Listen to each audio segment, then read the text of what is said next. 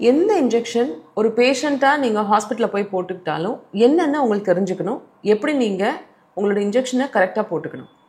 Injection போட்டுக்கிறதுக்கு முன்னாடி பண்ண வேண்டிய விஷயங்கள் என்னென்ன? ஃபஸ்ட்டு, என்ன இன்ஜெக்ஷன் போட போகிறீங்களோ அந்த ப்ரிஸ்கிரிப்ஷன் கட்டாயம் உங்கள் கையில் இருக்கணும்.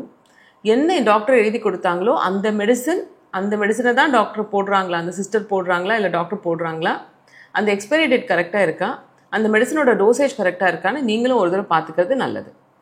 ரெண்டாவது, உங்களுக்கு ஏதாவது அலர்ஜிஸ் இருக்குது, ஏற்கனவே இந்த மெடிசனோட அலர்ஜிஸ் இருக்குது, இல்லை வேறு ஏதாவது மெடிசன்ஸ் போட்டுட்ருக்கீங்கன்னா அதையும் சொல்லிடுறது ரொம்ப ரொம்ப நல்லது.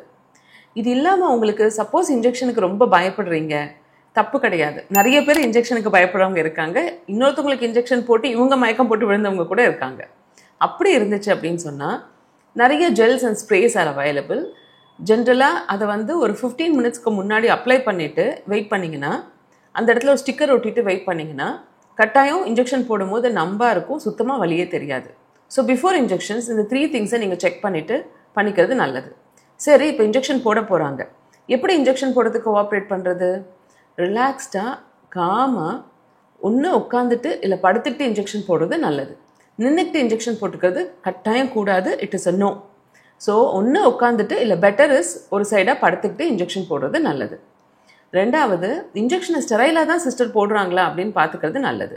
They should use Sterillium or spirit and then clean the area and gloves போட்டுட்டு பொறுமையாக அழகாக லோட் பண்ணி மெடிசனை உங்கள் எதற்கையே இதுதான் மெடிசன்னு சொல்லிவிட்டு சிஸ்டர் இன்ஜெக்ஷன் போடணும்.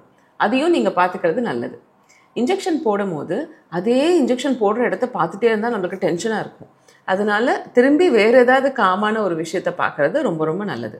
உங்களுக்கு பிடிச்ச பாட்டு கூட கேட்டுட்டு இன்ஜெக்ஷன் போட்டுக்கலாம். இல்லை உங்களுக்கு வேறு சைடாக திரும்பிக்கிட்டு இன்ஜெக்ஷன் போட்டுக்கிறது நல்லாயிருக்கும். உங்களுக்கு பயம் இல்லாமல் இருக்கும், ஆன்சைட்டியை குறைக்கும். இன்ஜெக்ஷன் போட்டதுக்கப்புறம் என்ன பண்ணணும்? சில இன்ஜெக்ஷனை போட்டதுக்கப்புறம் அந்த இடத்த மசாஜ் பண்ணலாம். அந்த இன்ஜெக்ஷன்ஸ் மசாஜ் பண்ணலாமான்னு கேட்டுக்கிட்டு மசாஜ் பண்ணலாம். சில இன்ஜெக்ஷன்ஸ் போட்டதுக்கப்புறம், பர்டிகுலர்லி சப்கியூட்டேனியஸ் இன்ஜெக்ஷன்ஸ் போட்டதுக்கப்புறம் நிறைய தடவை மசாஜ் பண்ண வேண்டிய தேவை இருக்காது. ஐஎம் இன்ஜெக்ஷன்ஸ் போடும்போது மசாஜ் பண்ண வேண்டிய தேவை இருக்கும். ஐவி இன்ஜெக்ஷன்ஸ்க்கும் மசாஜ் பண்ண வேண்டிய தேவை இருக்காது. ஸோ சிஸ்டர்ஸ் கிட்ட கேட்டுக்கிட்டு மசாஜ் பண்ணணுமான்னு கேட்டுட்டு மசாஜ் பண்ணிக்கலாம். அப்படி இல்லைனா just compression at the site for some 1 minute will do. 1 minute compression கொடுத்தீங்கனாலே அந்த இடத்துல பெயினோ இல்லை ப்ளீடிங்கோ இருக்கிறது நின்றுடும்.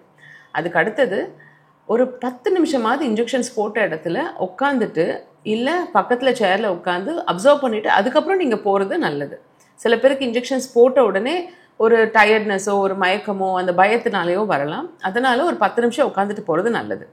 ஸோ இன்ஜெக்ஷன்ஸ் போட்டுட்டிங்கன்னா கட்டாயம் சிஸ்டர்ஸ் கிட்ட அந்த இன்ஜெக்ஷனை போட்டுட்டோம், இந்த இன்ஜெக்ஷன் இந்த டோஸ் இந்த டைமில் போட்டுட்டோன்னு சொல்லி போட்ட சிஸ்டர் கிட்ட சைன் வாங்கி அவங்கள பேரை எழுதிக்கிறது ரொம்ப ரொம்ப நல்லது. அப்போ தான் நீங்கள் இன்ஜெக்ஷன்ஸ் போட்டுட்டீங்க அப்படின்றது டாக்டர்ஸ்க்கும் தெரியும். ஸோ இந்த இன்ஜெக்ஷன் டிப்ஸை எங்கே எப்போ எந்த இன்ஜெக்ஷன்ஸ் போட்டாலும் ஃபாலோ பண்ணிக்கிறது ரொம்ப ரொம்ப நல்லது.